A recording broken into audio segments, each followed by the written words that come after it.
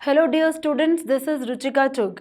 आज हम डिस्कस कर रहे हैं अर्थमेटिक प्रोग्रेशन का पार्ट 2, जहां पर हम डिस्कस करेंगे अर्थमेटिक प्रोग्रेशन के ऊपर based question.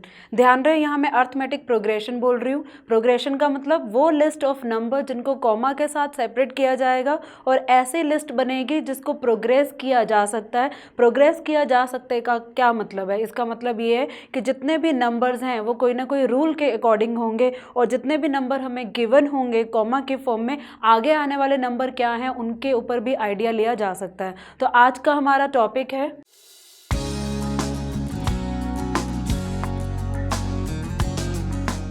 Question based on arithmetic progression. यहाँ हम प्रोग्रेशन की ही बात करेंगे और वहाँ पे क्या nth टर्म बनती है उसको कैलकुलेट करेंगे। लेकिन कैलकुलेट करने से पहले हमें फॉर्मूला मालूम होना चाहिए, जो हमने पिछले वीडियो में पहले ही पढ़ लिया है। वो फॉर्मूला था जनरल टर्म का, हमारा nth टर्म का, जिसको डिनोट किया जाता है a बेस n से, और फॉर्मूला था हमारा a plus into n minus one into d, a plus n minus one whole into D.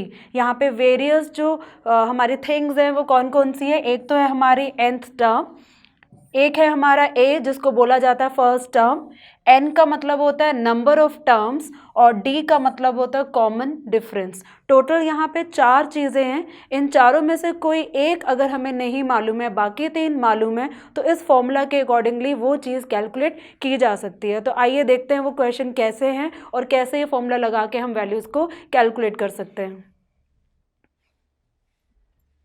First question है find the 10th term of the AP. हमें इस एपी, कौन सी एपी है हमारी? 2, 7, 12 एंड सो ऑन। यहाँ पे कॉमा की form में है, प्रोग्रेशन भी दिखाया गया है और क्लियरली दिख रहा है कि 2 and 7 का डिफरेंस जो है वो 5 है एंड 12 and 7 का डिफरेंस भी 5 है। डिफरेंस यहाँ पे कॉमन है, तो ये अर्थमेटिक प्रोग्रेशन की ही लिस्ट दिखाई गई है। यहाँ पे हमें क्या कैलकुलेट करना है? यहाँ हमें कैलकुलेट करना है 10th term of the AP. तो चलिए स्टार्ट करते हैं। कैसे कैलकुलेट करेंगे? जो हमें निकालना है पहले वो लिख लेते हैं। हमें निकालना है A10 मतलब 10th टर्म, ये हमें निकालनी है। एपी की तरफ अगर ध्यान दिया जाए तो फर्स्ट टर्म यहाँ क्लियरली दिख रही है। फर्स्ट टर्म को हम A से डिनोट करते हैं जो कि है 2। नेक्स्ट हमें यहाँ पे दिखाना होता है कॉमन डिफरेंस। कॉमन डिफरेंस का मतलब दो लगातार टर्म्स के बीच का जो डिफरेंस होता है, तो उसको हम डी से डिनोट करते हैं। ये कॉमन डिफरेंस क्या होगा? Second term minus first term भी हो सकता है, third term minus second term भी हो सकता है। तो अगर मैं second term minus first term करूँगी तो वो होगा 7 - 2 और 7 - 2 हमारा होगा 5। ए हमारे पास आ चुका है, डी हमारे पास आ चुका है। nth टर्म मतलब हमें 10th टर्म निकालनी है। तीन चीज़ों की यहाँ पे बात हो चुकी है, एक निकालनी है, दो गिवन है, लेकिन हमारा फॉर्मूला चार चीज़ों पे था। जो चीज़ यहाँ पे नहीं दिख रही है वो है हमारी वैल्यू ऑफ n। n का मतलब क्या है? टोटल कितनी टर्म्स होगी, क्योंकि यहाँ 10th टर्म की बात की है तो हम यहाँ पे टोटल नंबर ऑफ टर्म्स इस क्वेश्चन के अकॉर्डिंगली कंसीडर करेंगे। जो ए के साथ हमने नीचे लिखा है 10, मतलब कि n की वैल्यू कंसीडर हो जाएगी 10। तो यहाँ पे 3 टर्म्स आ चुकी है, फोर्थ टर्म निकालनी है। फॉर्मूला हमारा वही है, a n is equal to a plus n minus one whole into d. अब वैल्यूज को पुट करना स्टार्ट करेंगे। ए एन मतलब हमें nth टर्म निकालनी है, ए 10 हमें निकालना है। ए मतलब फर्स्ट टर्म जिसकी वैल्यू 2 है, प्लस n क्योंकि 10th टर्म निकालनी है तो n की value 10 minus one, common difference हम यहाँ पे निकाल चुके हैं जिसकी वैल्यू है 5। सो A10 मतलब 10th टर्म। फर्दर इसे हम कैलकुलेट करें, 2 plus 10 minus one, bracket part पहले सॉल्व होगा और 10 माइनस वन होता है 9, plus 9 into 5। A10 means 10th term, 2 plus 9 into 5 45। सो A10 मीन्स 10th टर्म हमारी क्या है? 2 प्लस 45 मतलब 47। तो ये हमारा आंसर हुआ इस क्वेश्चन का, जहाँ पे हमारे फॉर्मूला के अकॉर्डिंगली 4 थिंग्स होनी चाहिए, जिसमें से 3 थिंग्स गिवन थी और हमने 4th थिंग निकाल ली थी। आगे कुछ और क्वेश्चन को डिस्कस करते हैं और देखते हैं क्या गिवन है और क्या निकालना है। क्वेश्चन 2 की बात करते हैं आप। क्वेश्चन 2 है how many multiples of 4 lie between 10 and 250। जब भी ये वर्ड आता है बिटवीन, तो बिटवीन का मतलब जो भी आपको दो नंबर दिए जाते हैं वो दो नंबर हम इंक्लूड नहीं करेंगे, उसको एक्सक्लूड करके उनके बीच के नंबर्स लेंगे। तो हमें क्या करना है, 10 और 250 के बीच के वो नंबर्स लेने हैं जो 4 से मल्टीपल हों, और उन्हीं 4 के मल्टीपल से जो हमारी लिस्ट बनेगी, जो हमारी एपी बनेगी, उस एपी में हमने सारे नंबर्स कितने आ रहे हैं। अब ये हमारे लिए प्रैक्टिकल तो पॉसिबल नहीं है, एक एक नंबर रखेंगे और उनको काउंट करेंगे। तो वहाँ पर हम क्या करेंगे, एपी का ये जनरल फॉर्मूला लगाएंगे, वही formula an is equal to a plus n-1 whole into d. लेकिन उसके पहले हमारे पास एपी होनी ज़रूरी है, और एपी के लिए कुछ टर्म का होना ही हमारे लिए इनफ है। तो हम क्या करते हैं, पहले इस क्वेश्चन के लिए एपी को तैयार करते हैं। तो एपी कैसे बनेगी, 4 का मल्टीपल होना चाहिए जो 10 एंड 250 के बीच में हो। तो 10 तो नहीं होगा। अगर उसके बाद मैं नेक्स्ट नंबर की बात करूं 11, तो क्या 11 4 का मल्टीपल है, नहीं, 11 4 का मल्टीपल नहीं है। तो 11 को छोड़ते हैं और आगे चलते हैं। अगला नंबर होगा 12, और आपको मालूम है 12 जो है 4 का मल्टीपल है। तो हमारी जो एपी है वो कहाँ से स्टार्ट होगी, वो हमारी स्टार्ट होगी 12 से। तो सबसे पहले मैं क्या कर रही हूँ, यहाँ पर एपी को फॉर्म कर रही हूँ। सबसे पहला नंबर यहाँ पर कंसीडर होगा 12। 12 के बाद हम 4 के मल्टीपल मतलब 4 के टेबल के अकॉर्डिंगली आगे मूव कर सकते हैं। तो 4 में अगर मल्टीपल में 12 आता है, तो 12 के बाद कौन सा नंबर है जो 4 का मल्टीपल होगा, वो होगा 16। 16 के बाद 20। अब हम सारे तो लिखेंगे नहीं, सारे लिखेंगे काउंट करेंगे तो बहुत ज़्यादा टाइम कंज्यूमिंग हो जाएगा। हमें क्या करना है, एपी की स्टार्टिंग की टर्म्स बना देनी है। लेकिन हमें यहाँ पे क्या बताया गया है कि वो 250 के अंदर अंदर होना चाहिए, तो हम लास्ट से भी टर्म्स लेनी शुरू कर देते हैं। तो अगर मैं 250 की बात करूँ तो 250 को तो हमें कंसीडर नहीं करना, 250 से पहले आएगा 249। तो अगर मैं यहाँ रफ में लिखूँ 249, हम 4 का डिविजिबिलिटी रूल लगा सकते हैं। आपको मालूम होगा, आपने छोटी क्लास में पढ़ा हुआ है, 4 का डिविजिबिलिटी रूल के लिए आप पूरे नंबर को 4 से डिवाइड करने नहीं बैठेंगे। 4 के डिविजिबिलिटी रूल के अकॉर्डिंगली हमें क्या करना है, लास्ट के 2 डिजिट देखने। अगर वो लास्ट के 2 डिजिट 4 से डिवाइड हो पा रहे हैं तो पूरा नंबर भी 4 से डिवाइड होगा। और यहाँ पे 49 4 से डिवाइड नहीं हो सकता, तो हम और पहले आएंगे। और पहले आने का मतलब इसका प्रीवियस नंबर होगा 248। पूरा डिवाइड करने की ज़रूरत नहीं है, 48 को अगर हम ध्यान से देखें, ये नंबर 4 से डिवाइड हो सकता है। अगर 48 4 से डिवाइड हो सकता है तो 248 भी 4 से डिवाइड होगा। तो स्टार्टिंग के मैंने कुछ टर्म्स लिख लिए हैं। जो हमारी लिस्ट है, जो प्रोग्रेशन है, जो लास्ट में जो नंबर बनेगा वो बनेगा 248। 248 से पहले 4 का मल्टीपल देखें तो 4 अब लेस करेंगे तो ये कितना होगा, 244।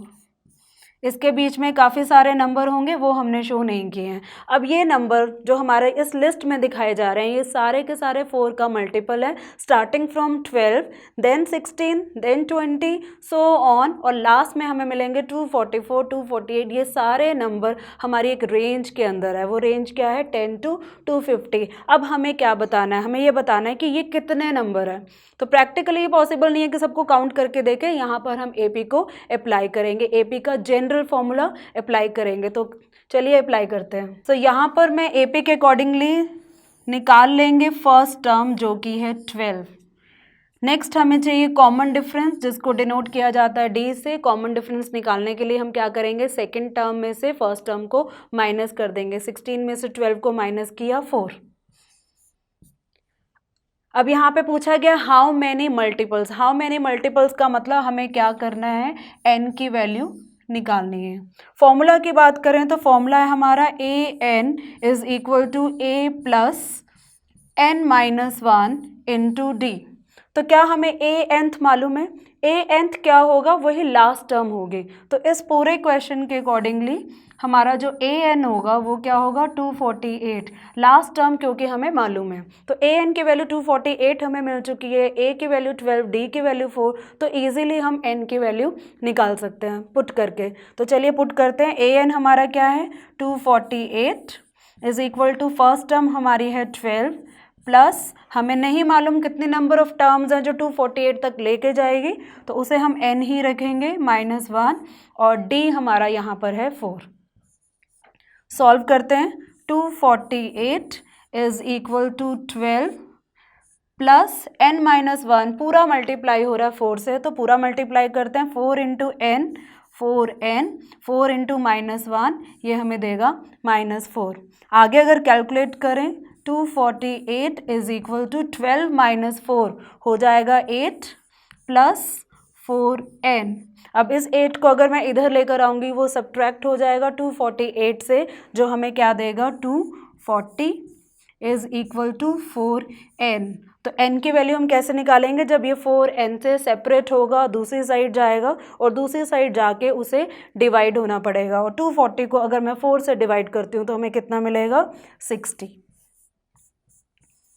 तो इसका मतलब n की वैल्यू कितनी आ चुकी है 60। ये हमारा इस क्वेश्चन का आंसर है। उन्होंने बोला how many multiples of 4 lie between 10 and 250, और वो टोटल नंबर अगर ये सारे एक एक करके काउंट किए जाएं तो ये टोटल कितने आएंगे 60 आएंगे। तो इस तरह से हम क्वेश्चन को सॉल्व करते हैं। 3 चीज़ें गिवन होती है और फोर्थ जो भी चीज़ उन्होंने पूछी होती है वो हम निकाल सकते हैं। एक और क्वेश्चन डिस्कस करते हैं ताकि हमारी कंसेप्ट क्लैरिटी ज़्यादा हो।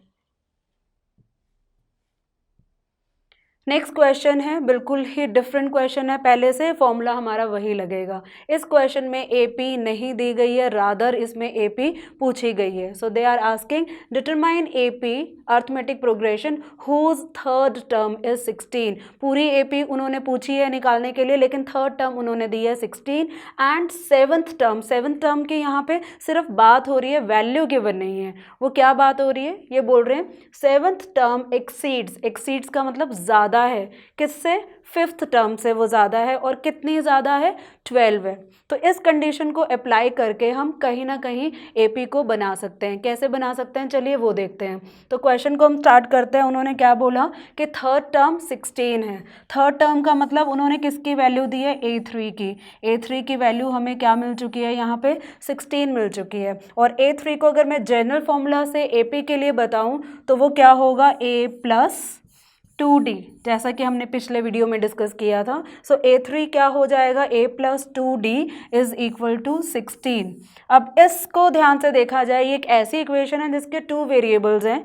कोई एक वेरिएबल हमें कहीं से मिल जाए तो सेकंड वेरिएबल की वैल्यू निकाली जा सकती है। अभी फिलहाल हम नहीं निकाल सकते, तो इसको एज इट इज़ छोड़ के इक्वेशन 1 का नाम दे के यहाँ पे छोड़ देते हैं और दूसरी कंडीशन की तरफ बढ़ते हैं। दूसरी कंडीशन क्या है, दूसरी कंडीशन ये बोला है कि जो सेवन्थ टर्म है, सेवन्थ टर्म का मतलब A7, वो क्या है, फिफ्थ टर्म से ज़्यादा है।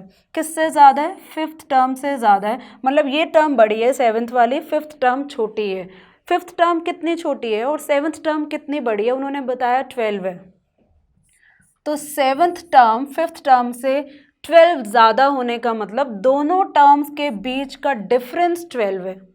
तो अगर हमें डिफरेंस मिल चुका है in the form of terms, यहाँ पे जनरल फॉर्मूला लगा के हम इक्वेशन बना सकते हैं। तो A7 के केस में हमारा जो जनरल फॉर्मूला होगा उसके अकॉर्डिंगली ये बनेगा A प्लस 6d माइनस, और A5 का बन जाएगा A plus 4d is equal to 12। अब क्या करेंगे, इसे सॉल्व करेंगे। A प्लस 6d ब्रैकेट को ओपन करेंगे, minus A minus 4d is equal to 12। आगे सॉल्व करें, A एंड A हमारा कैंसिल हो सकता है। 6d माइनस 4d हमें देगा 2d इज इक्वल टू 12। तो d की वैल्यू यहाँ क्लियरली हमें दिख रही है, d की वैल्यू हो जाएगी 12/2 जो कि होनी चाहिए 6। d की वैल्यू आ चुकी है। आपको मालूम है AP बनाने के लिए सिर्फ 2 चीज़ें चाहिए, एक तो फर्स्ट टर्म और कॉमन डिफरेंस। कॉमन डिफरेंस मतलब कि d हमें मिल चुका है, कहीं ना कहीं से a अगर मिल जाए तो हम AP को यहाँ पर रेडी कर सकते हैं। तो हम क्या करेंगे, जो d की वैल्यू है 6 उसको इक्वेशन 1 में रखेंगे। इक्वेशन 1 में रखेंगे तो देखिए क्या मिलता है, a जो कि हमें निकालना है 2, d जो कि हमें मिल चुका है 6 is equal to 16। a plus 2 into 6 12 is equal to 16। तो a की वैल्यू यहाँ से हमें इजीली पता लग रही है 16। ये 12 जब उधर जाएगा तो माइनस हो जाएगा, 16 माइनस 12 जो कि होना चाहिए 4। ये हमारे फाइनल आंसर्स नहीं है, हमें AP बनानी है। AP बनाने के लिए फर्स्ट टर्म चाहिए, फर्स्ट टर्म हमें मिल चुकी है 4। So therefore AP is, first term हमें मिल चुकी है 4, कॉमन डिफरेंस हमारे सामने है 6। फर्स्ट टर्म में कॉमन डिफरेंस को ऐड करना है। सो 4 प्लस 6 क्या हो गया 10। फिर से कॉमन डिफरेंस को ऐड करेंगे तो 10 में 6 प्लस करेंगे तो हमें मिलेगा 16। फिर से 6 को हम ऐड करेंगे, 16 प्लस 6 हो जाएगा 22।